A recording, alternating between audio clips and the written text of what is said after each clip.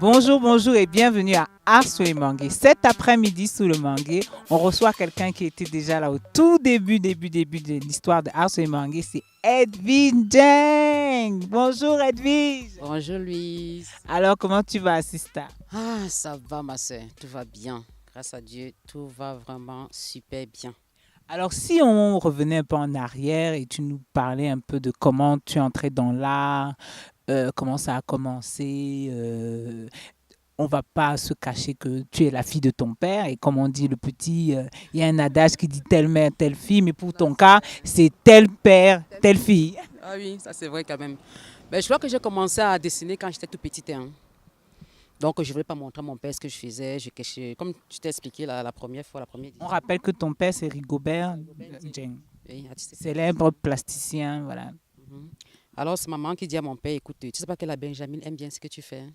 Bon, il regarde, il dit, ok, d'accord. Mais si elle aime bien, je lui donne un coup de main. Alors c'est comme ça qu'il a commencé à me dire, bon, ma première leçon, mon premier cadeau qu'il m'a offert, c'était un cahier de dessin que je l'ai toujours, avec un crayon, une gomme, une traceuse. Alors il m'a remis une carte une carte de vœux, comment on appelle ça, les cartes de vœux là?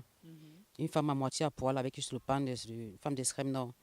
Il m'a dit, ok, tu vas reproduire ça là. Et c'est parti comme ça.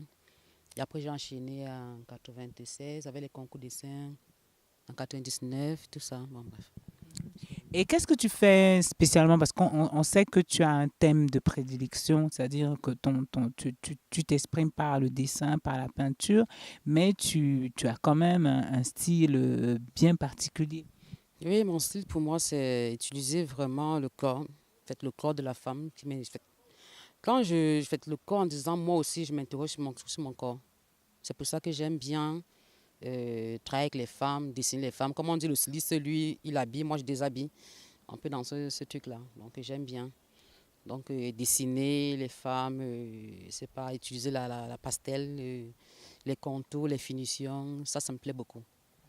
Et si tu nous parlais un peu de ton expérience en tant qu'artiste plasticienne et de tes projets, qu'est-ce que tu nous prépares pour 2018, pour 2019?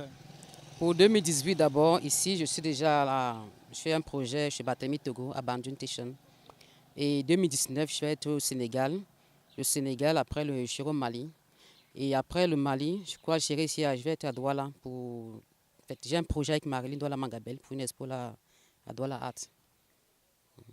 Et après ça, on verra bien. Peut-être ça va être Berlin aussi. Donc je croise les doigts pour Berlin vraiment. Ça, je croise vraiment les doigts. Et est-ce que tu nous racontais une petite anecdote entre ton père et toi sur comment il découvre que tu es une plasticienne? Il découvre vraiment que je suis une plasticienne. C'était en 80. Non, en 2000, 2006. C'était en 2006. Parce que je rencontre, il y a Coco qui me dit, Père Coco. Oh, bonjour Coco! Bonjour Coco, je t'aime beaucoup. Alors Coco qui me dit, mais Edwige Ndiaye, il y a une dame qui s'appelle Marilyn Douala, qui s'appelle Annie Kadi, qui aimerait vraiment te rencontrer. Je dis, je connais la fille de Ndiaye et tout, elle vit à Douala avec nous et tout. Alors c'est là que j'ai rencontré Annie Kadi qui me dit, écoute, tu es la fille de peintre Ndiaye, c'est ton papa? Je dis, oui, c'est mon père Ndiaye. Il me dit, ok, d'accord. J'aimerais bien organiser une expo pour les pères de l'art contemporain au Cameroun. Donc je vais travailler avec ton papa et père Ndiombe. Alors c'est comme ça que je vais sur Yaoundé, je parle avec mon papa, il vient sur Douala. C'est là maintenant que mon père découvre vraiment que je suis une plasticienne. Parce que je quitte Douala, je quitte Yaoundé en 2001 pour m'installer à Douala. Donc tout ce que je faisais n'était pas au courant. Donc je faisais mes projets à Douala, je faisais tout à Douala. Mais quand tu vois mon travail maintenant, c'était ici à Douala, en 2006, qu'il découvre vraiment que je suis une plasticienne. Et là, il commence à m'encourager, il me dit, écoute, tu sais, c'est pas facile là, il faut vraiment te battre. Et en plus, je suis une femme. Donc tu as plein de hommes autour de toi. Donc, il faut vraiment te battre. Parce que mon père ne m'a pas donné les cadeaux. Il ne m'a pas dit, écoute, voilà ma fille, voilà, voilà, voilà. Comme les gens pensaient au départ, que parce que c'est la fille d'Indien, les portes vont être comme ça. Non, je me suis battue tellement, Louise, pour arriver où je suis. Vraiment. Et qu'est-ce que tu peux dire à toutes ces jeunes filles qui ont un amour pour l'art? Quel est le conseil que tu donnes en tant que femme dans un environnement qui est assez plus ou moins masculine dans l'art plastique? Quel est le conseil que tu peux donner à la jeune fille? Je peux être cruite là, je peux être directe là. Parce que Bien sûr, Edwige, on te connaît. franchement, j'adore être directe. Moi, je n'aime pas les machins, tout là. Moi, je suis directe. Je vais dire à la jeune nana, écoute, tu fermes tes jambes, tu vois, hein, et tu bosses, et tu crois en ce que tu fais.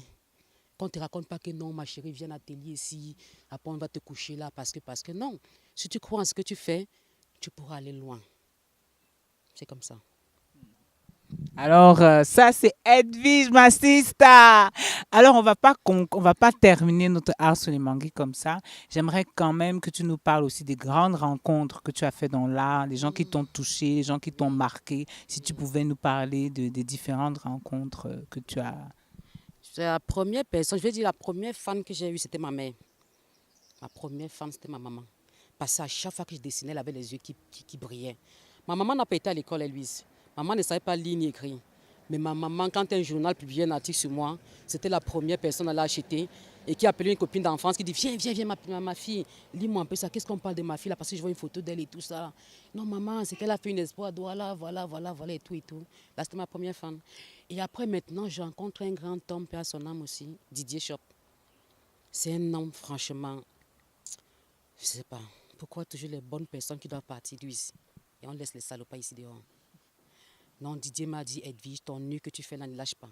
Il m'a beaucoup encouragée. Et aussi sa femme Marilyn Douala Mangabel, que je remercie beaucoup aussi. Bonjour Bonjour, Marilyn. je t'adore Marilyn. Et Godile, personnellement, Godile que je rencontrais aussi. Donc, allez, Père Coco.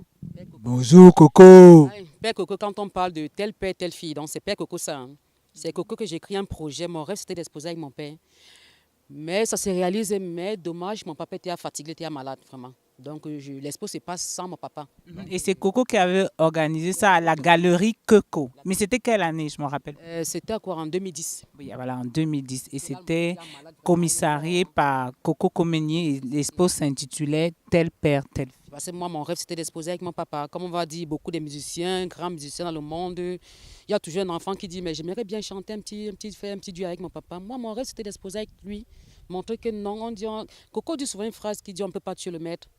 Tu vois, hein? Et je ne peux pas le tuer, mon père, il est mort, mais je sens toujours sa présence, tu vois, Louise. À chaque fois, on dit c'est la fille d'Indien, tu vois.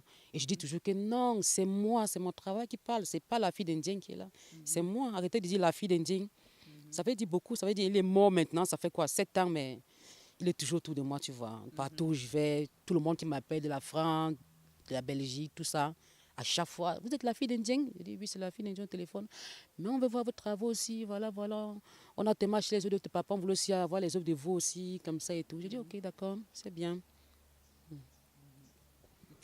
Alors Edwige, on va te dire merci. Et on va vous dire, vous pouvez la suivre sur la page Facebook. Et on rappelle qu'elle était là au tout début de Art sur les mangues quand on tournait encore avec la webcam, elle y a cru.